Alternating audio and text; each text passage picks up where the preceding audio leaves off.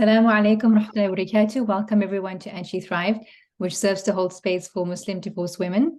Today we have with us Shairitbi Janjirker. Welcome, marhaban. Welcome, Shairitbi.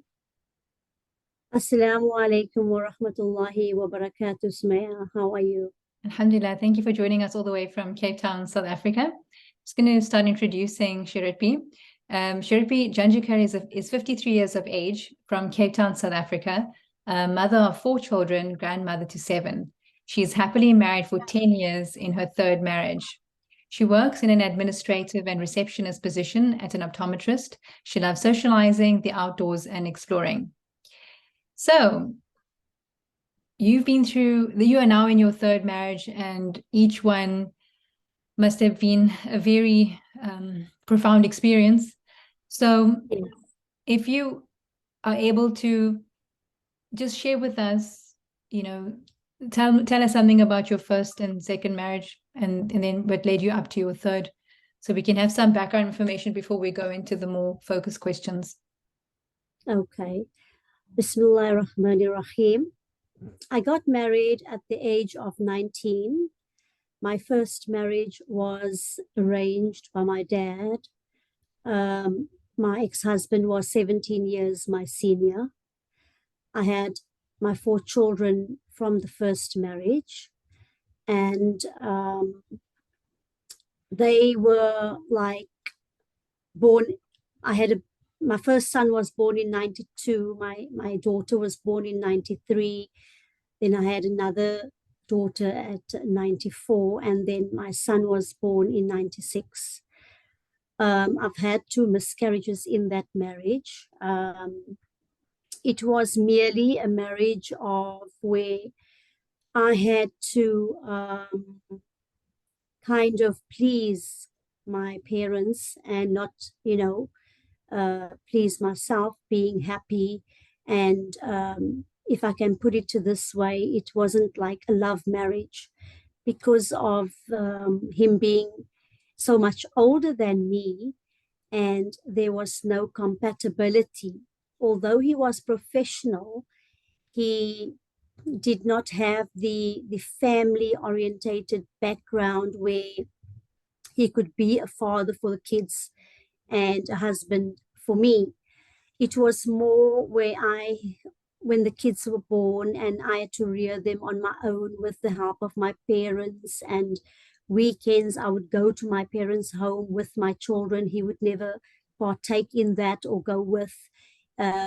Like always busy with work, the professional person. And it was always about, putting the work in front rather than spending time with us. We never used to go away as a family and, having like social gatherings together. It was always me and the children and my family and my friends. And that is how my 10 years of that marriage went by, where I had to be the kind of mother and father for the children.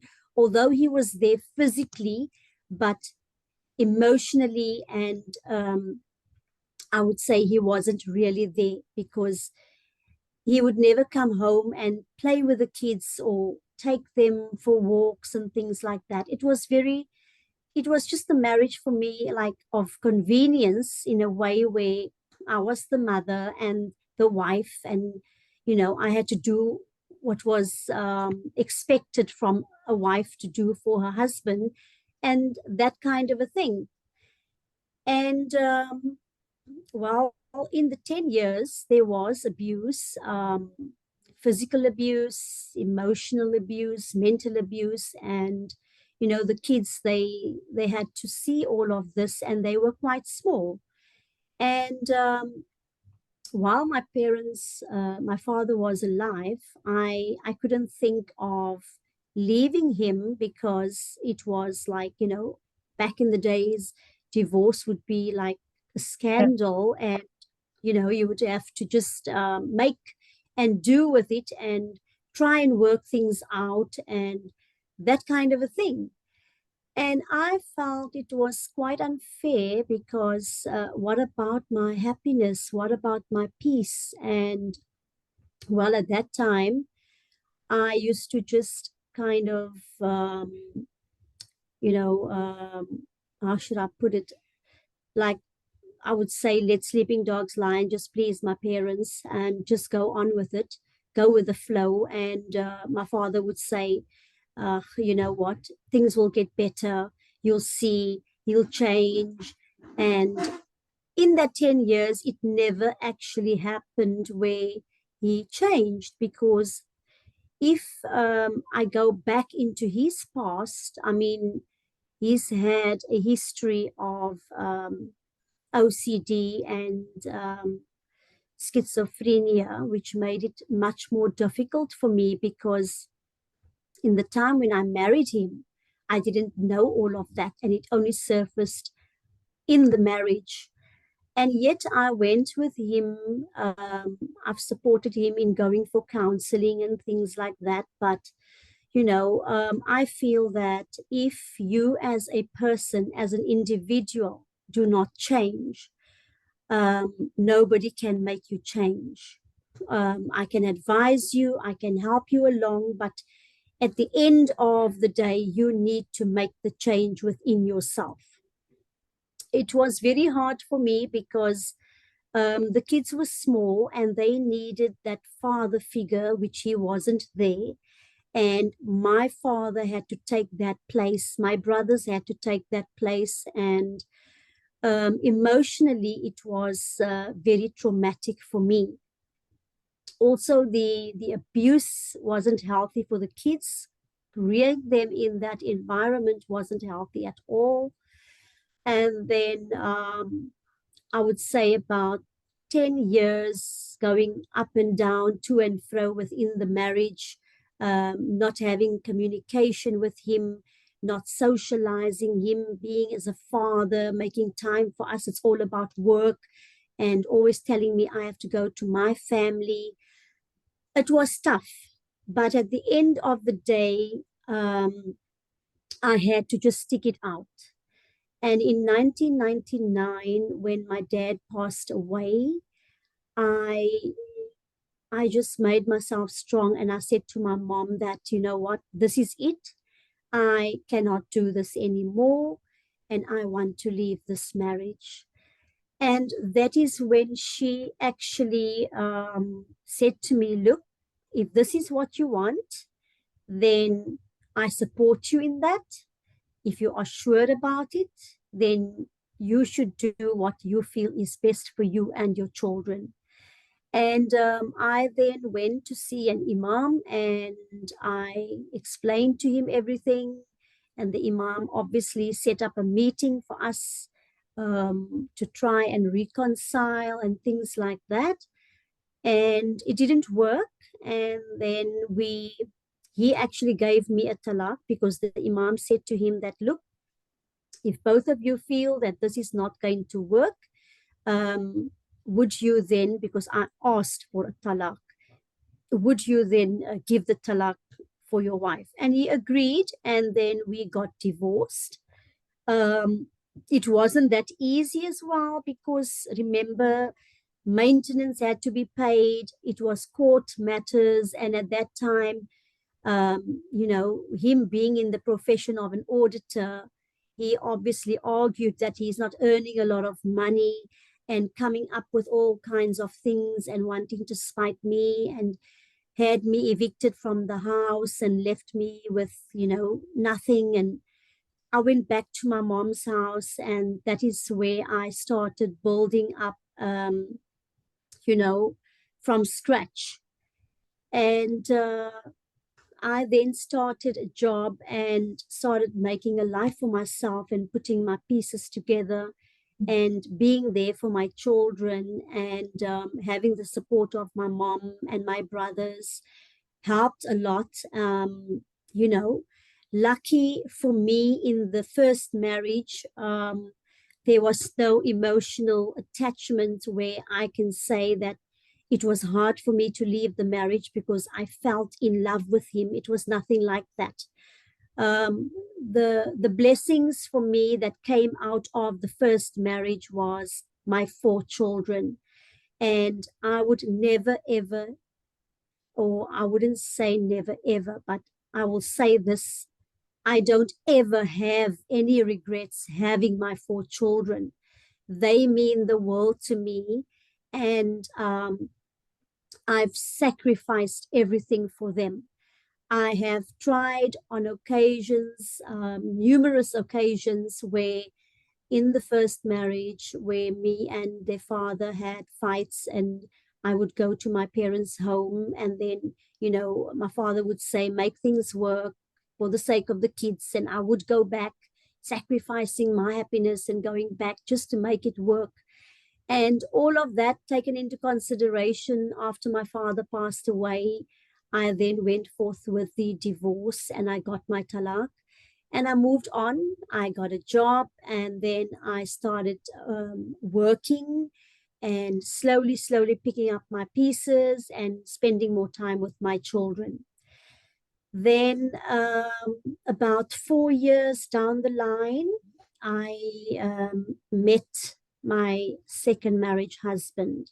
Right. So And this, if I remember correctly, you told me that the second marriage was somebody who was very charismatic, and your parents yes, and yes, your mom, she could smell a rat. She wasn't very happy with the situation, but absolutely. they thought that you were madly in love, and it Yes, was like the opposite of the first. The first sounded yes, almost like an arrangement, the yes, role yes. based. You played the wifely role, he played the husbandly role, and this was the opposite. This was just like some Yeah. like force of The nature that second came in. marriage was a complete different scenario. It was love at first sight.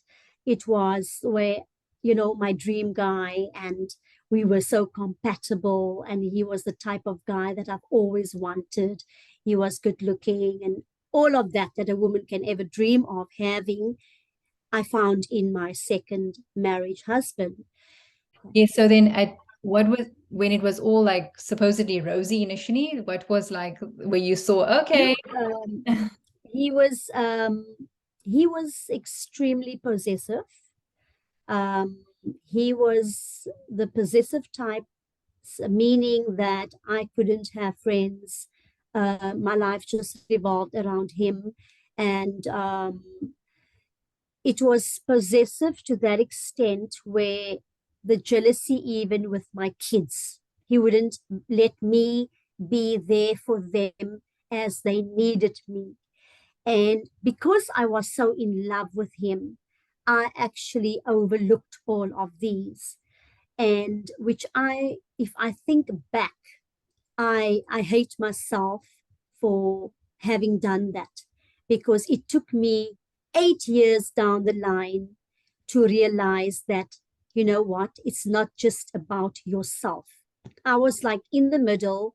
It was him on my right, my kids on my left, and having to weigh the scale. It was difficult because he was the type where I had to cut off all my friends, my family. Only my very close family could come visit. There was no such thing where I could go visit people alone. He had to always be with, and that type of thing. That's It mothering. was a kind of it was a kind of ugly jealousy, ugly possessiveness. But in the interim, I kind of overlooked everything, and I felt that because I love him, it will get better in a way where he would change. Um, Maybe it's because he loves me so much. That is why he is so jealous. And I felt like quite like overwhelmed with him smothering me with love and things, not knowing how it affected my children, because the abuse in the second marriage was 10 times worse than the abuse in my first marriage. And my kids were witness of the abuse that took place once again in the second marriage, which made it more difficult, because coming from a first marriage being abusive into a second marriage that is worse And my kids were very young at that age. They were at the age where they had to be nurtured and cared for, and, you know, have that father figure as a role model, not as a monster, and being afraid of him in a way where they couldn't express themselves, or I had to be afraid of, you know, going to him and telling him that this is the situation. I had to be afraid all the time. I couldn't be myself. I had to, You're walking on once eggshells again, all the time? yes, walking on eggshells, you know, worse than the first one. And then I never had, in my first marriage, I had free time. Although we had no communication, there was no socializing with him, but I could at least at that time go to my friends, go to my family, you know, that type of a thing. And whereas in my second marriage, I never had all of those. It was my life was with him and my children. Within those parameters, I had to make things work and I had to be happy. Although I had good times with him, we went away for weekends on our birthdays. And yes, there was compatibility, but there was never that sense of freedom and peace where I could say, my kids, you know, I could be with them like naturally. I had to kind of, if I wanted to do things with them or for them, I had to kind of like do it and he wouldn't have to see, and that type of thing. It must have been, And there was, yeah. yeah, One thing you said on when I spoke with you that is such a huge blessing is that there were no children that came out of the second marriage. yes. In my second marriage, Sumaya, I also tried having a baby with him because I had myself sterilized in my first marriage, and then tried 3 cycles of IVF, which we had beautiful embryos, but obviously it, you know, I miscarried all those embryos, so I did not have any children with him. And if I look back at everything, then I would actually sit and I would thank Almighty Allah subhanahu wa ta'ala for not granting me the child with him. Because if I had that child with him, at that time I felt, you know, I want this love child because I love this man so much. And everything was, you know, would have been different if I just could only have this one child. If I sit back and I think, could I really have asked for that? Allah surely knew better what was going to happen. And today I thank Allah a million times for not granting me that child, because there would have been problems because of the emotional attachment. There would never have been a complete break, like, you know, from that marriage. Yeah, there would have always been that emotional attachment, and Enmeshment. he would have, yeah, that connection. Another thing you said to me was that, which I found really interesting, is that despite this smothering relationship, despite the increased abuse compared to the first marriage, you still loved him throughout. You really were in love with him. And even you said that till the end, it was very Yeah, challenging for you to pull the plug. And yet yes, muster up all your strength. And I remember you said you just prayed and prayed until you know, yes. and I think that's the uh situation with you many see, women out there who you see the day, they actually the know. day that I left this marriage, Sumaya, it, the very day when I left this marriage, I was still in love with him, but I had to choose. It was either my kids or him, and I wouldn't sacrifice my children. And I had it, as difficult as it was at that time, 2010, I said to myself, this is it. When the night, when 18th of May, when he beat me, you know, he beat me very badly. And I said to myself, this is it. There is no more chances after this. This is it. And I am calling my mom, I'm calling my brother. And that night, I honestly, to this day, I think it is only through the will of Allah that I had the strength taking off my rings. And when I called my mom and my brothers, they said to me that that you guys just had an argument, and you guys are going to make up and it's going to be okay, like previously. Did they know that it was physically abusive? Look, they knew that there was physical abuse, but you see, I never wanted to listen throughout the marriage. I always gave it, chance. Like, okay, he made a mistake. He will come and he'll apologize and he'll say he's so sorry, and he will really show me that, he's sorry what happened. What they say, it's like it's love bombing. So after the abuse, Yes. it's just this toxic. And I was very naive, I would forgive him because of the love that I had for him and things like that. But on the 18th of May 2010, that was it. I've become a stronger person then, within the time of that marriage. And I said to myself that this is it, there is no turning back.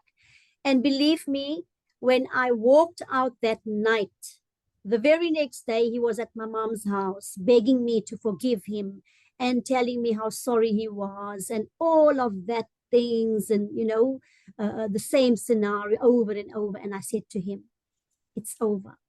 It's over. It's over. It's over. There is no way where I'm taking you back. There is no way where I'm giving you a chance.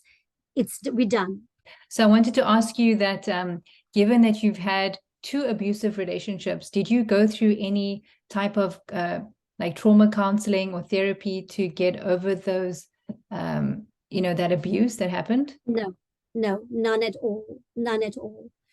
To be honest with you, after my second divorce, Sumaya, I fully just put my trust in Almighty Allah, because the strength for me alone to have left him was the strength that Allah gave me.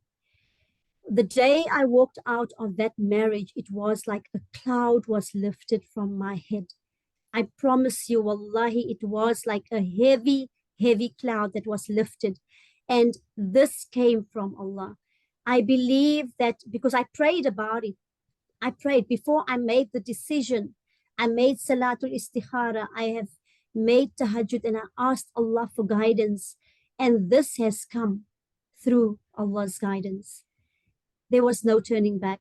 And then after the divorce took place, I asked Allah to remove the feeling that I have in my heart for him, because having the divorce after I left home, the second marriage, I still felt for him. There was still a lot of love for him. There was compassion for months. And I said to Allah, Ya Allah, it cannot go on like this. I'm hurting myself because there is no turning back. I am not going back. I'm not making another home with him. And Alhamdulillah, as time went on, I eventually started feeling nothing for him. There was absolutely nothing. I've come to that stage where I have forgiven him. I've left him in Allah's care, and I went on with my life. Then I felt it was only me and my children. I wouldn't want to get involved again. And I then concentrated on my work, and I concentrated on myself, uplifting myself, become more spiritually, connected with Allah. And Alhamdulillah, I can say that I have become very, very much stronger, spiritually connected to my deen. It's changed me as a person, where I would feel that I would tell another sister or even a brother going through any difficulty, whether it be abuse, whether it is divorce, or whatever the case may be, that Allah is your ultimate goal. Allah is your guidance. I honestly didn't need counseling from a psychologist or a social worker. There were days when I felt that I was feeling down and having difficulty in coping, and I would go and make wudu and just sit on my musalla and cry and just speak to Allah, without making any salah, just talking to Allah. And Alhamdulillah that I have come thus far. I'm happy. I am overwhelmed to say that Allah has given me his blessings. Through his grace and mercy, I am where I am today.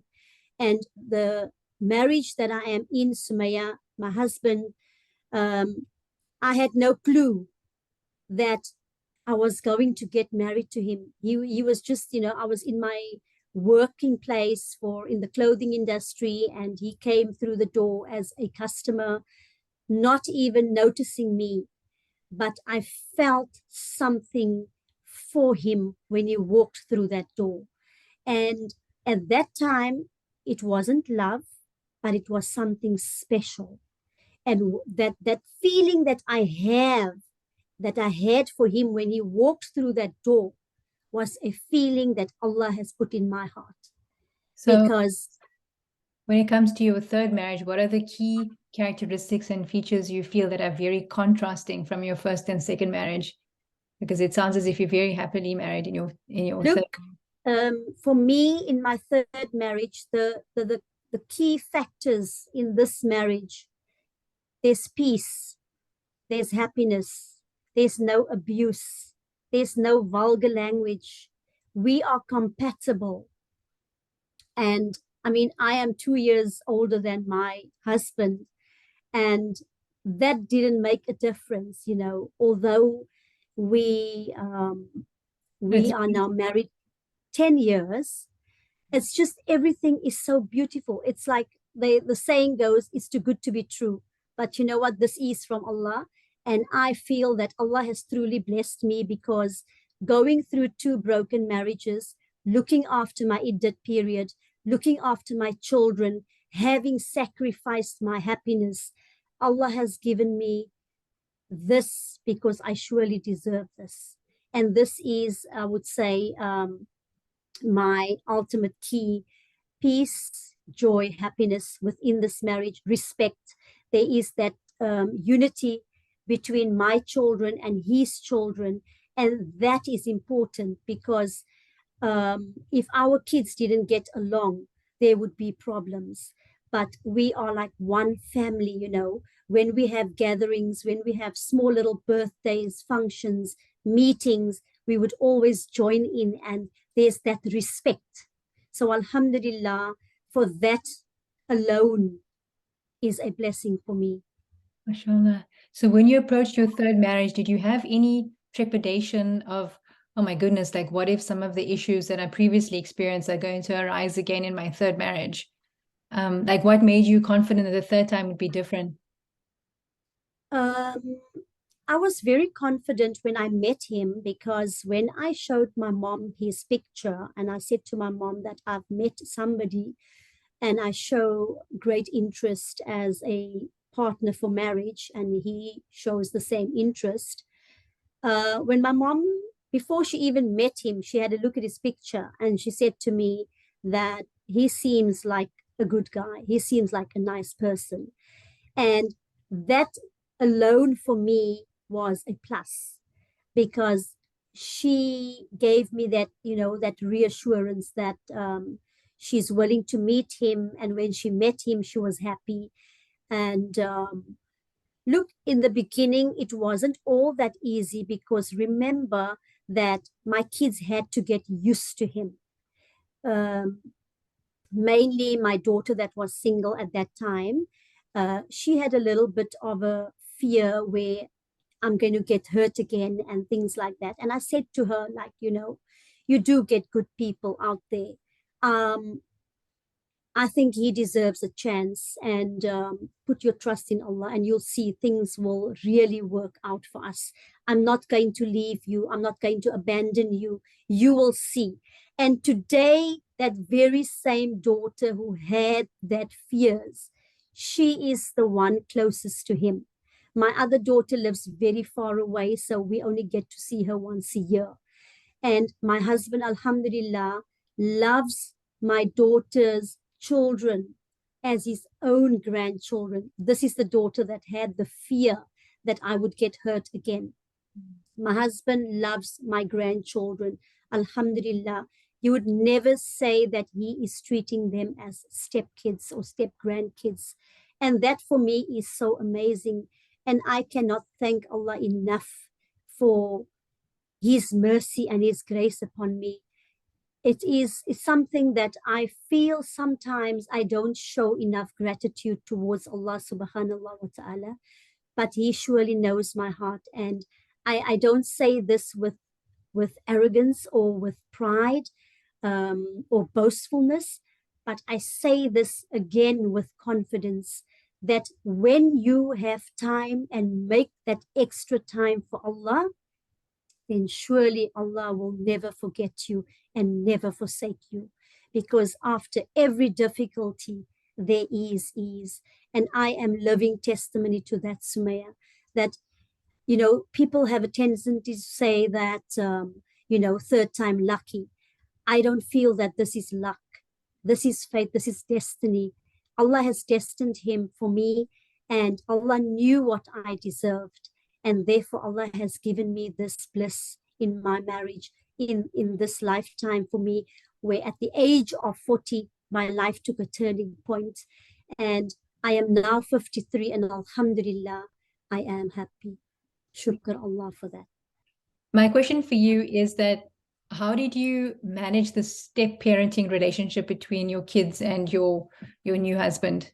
Because I know that blended families can be sometimes complicated. Look, in the beginning, in the first year, it was challenging because I had to get to know his children and they had to get to know my children. And obviously, he had to get to know my children as well. They come from different backgrounds. My husband is Egyptian and he was married to a European lady. So they grew up differently, whereas my kids grew up differently. So there were quite a lot of things where we had to, speak about. And I felt that only openness could do things better for us. So if I did not like anything that I saw about his children, like, for example, when they come into my home, when it's time of waqt, the TV will be off. We have to make wudu, we have to make salah, and that is what I implemented in my home. My children knew that, and I then guided his kids along. For my kids, I always used to tell them that, look, they mustn't be hard on him. Give him a chance, he will prove himself. And as time went on, they could see that what type of person he was, the peaceful person, like me coming home, not having the fights and that type of thing. And always, if there was gatherings, he would join me in the gatherings. We would go together to places. And that meant a lot to them because previously things were different. And alhamdulillah, it like, how can I put it? He had to prove himself and I had to prove myself to his children, being that mother figure to them, being that role model, where bringing them back onto the path of Islam and showing them that I care for them, and that was very important because I love his children. I treat them as my own, and he loves my children. He would do anything for them. If my kids would pick up the phone and say, Uncle Ahmed, can you perhaps take us somewhere, or we need your advice on something, he's willing. And likewise, his kids are very open to me, and if they need anything, they would come to me and they would speak to me about it. And that is important, that openness, that honesty, laying the foundation from the start. Look, things in the beginning was tough because we had to get to learn to know each other. But alhamdulillah, as time went on, things got better, and it just got better all the time. Okay. And then with you personally, did you feel that your relationship with your kids changed when you remarried? Look, I didn't feel that it changed because I used to see my children every day, although in my third marriage, they did not stay with me. My two sons stayed with my mom, and my daughter stayed with my mom.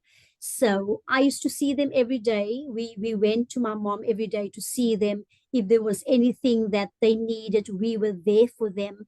He would still, take them wherever they want to go. We would pick up the phone and that type of a thing. So there wasn't like a difference in where I had to cut myself off from them, or I wouldn't see them once a week, or things like. No, it was the same. There was more. I think we became more closer, because if on a Sunday I would cook a meal, it would be his kids and my kids together at our house, and if there was any functions that we had to attend, that we would all go together, or if the one couldn't make it, it's okay, and that type of a thing. So there wasn't that where they had to feel that I abandoned them, or I was more making time for my husband and shunting them. There was no such thing, because I did not allow that, because learning from my first marriage and my second marriage, this time around, I wouldn't do anything to jeopardize my relationship with my children or my love for my children, because my children is my first priority. And I've laid those rules and grounds in the third marriage. And I said to my husband that my kids are first. Right. Above everything, they are first. Because I thought that since you were in a much more peaceful, balanced, happier situation, that by you being happier, that they might have felt that, and so that it might have deepened your relationship because you were in like a much healthier space. Look, the environment is very important. When there's a healthy environment, especially for growing teens, like his kids were teens and even mine, it's important. If the environment is healthy, then everything else will fall into place and prosper. It's very, very important that for me and for him, for his children and my children, to be in a happy environment. I would never stop him if his kids would call him at any given time. I wouldn't question it. Why do you have to go to them now? What is it that they would want? I would never do that. And being 10 years in the marriage up to this very day, he goes at any given time. He goes. And if my kids feel that they want to see me alone, he will say, it's fine. I'll drop you. I'll pick you up. You can go. There's no question where, how come I cannot be with, or that kind of a thing. So the key point is to give each other the space and freedom. Yes. So it's freedom. It's freedom. You just be your own person and do what you need to do. Right? Absolutely. Yes. As long as there's trust, there's that respect, we trust each other. I wouldn't, at this point in my marriage with him, I wouldn't feel one bit of jealousy or insecurity if he should go to his children, being with his ex-wife. And I know it's all about the kids. He's told me over and over that it's me that he loves. He wants to spend his life with me. So there is that reassurance, and there is no sense of insecurity from my side. And likewise with him, there is that that security and reassurance of trust and respect, which is important. So what advice would you give to anybody who's considering getting divorced or going through a divorce right now? What would you say to them?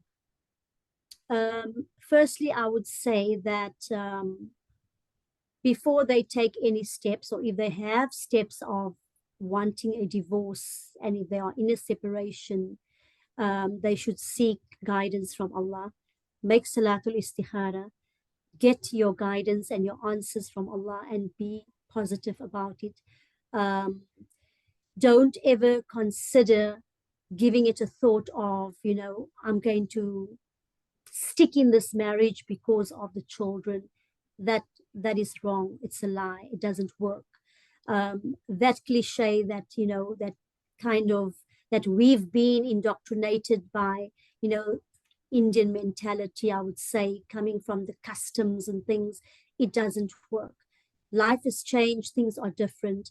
You cannot stay in a toxic relationship. It is unhealthy for children. It's unhealthy for yourself. I must honestly thank Allah subhanahu wa ta'ala that my children did not turn out drug addicts, or they didn't become prostitutes, or they didn't go astray. 3 of my children are married into good homes, alhamdulillah. For those who want to get divorced, who is in marriage that is having problems, seek your guidance from Allah. Look after your deen, and, you know, tell yourself that, you know what, you cannot allow yourself to be abused.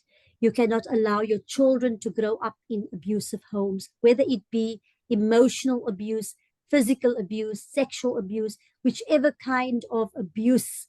Abuse is abuse, and it's not allowed. It shouldn't be allowed. And, you know, many people would ask me, how come did you allow yourself, you know, in your first marriage 10 years, in your second marriage 8 years? But you know what? I feel that all of this, if it did not happen, it would not have made me a stronger person. It would not have made me where I am today. The road in, you know, our life on this dunya is all about test. And my road was very rocky. It wasn't easy. I stumbled, I fell, I picked up my pieces.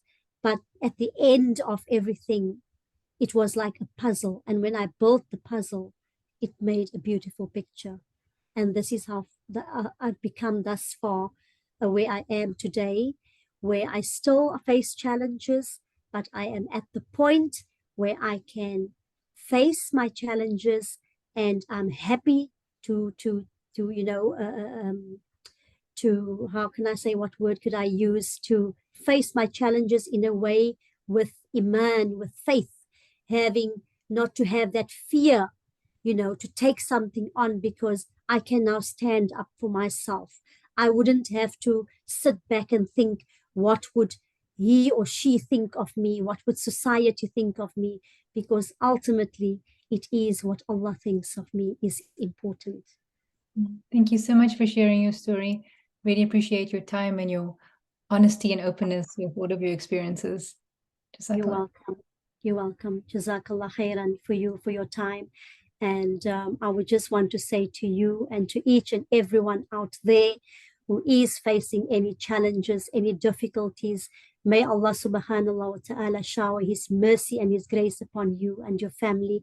And to all those who are out there, remember that after every difficulty, there is ease. When you feel down, read Surah Ad-Duha. When you feel hopeless and you feel that there is no hope out there, read the Surah Alam Nashrah Laka Sadrak, because in that dua, in that surah, there's a verse where Allah Ta'ala reassures you that after every difficulty, there is ease. Wallahi, I'm living testimony. There are good people out there. Don't give up. Just trust in Allah. Alhamdulillah. Jazakallah khair. All the best for you and your family. Ameen, inshallah. Wa alaikum salam wa rahmatullahi wa barakatuh.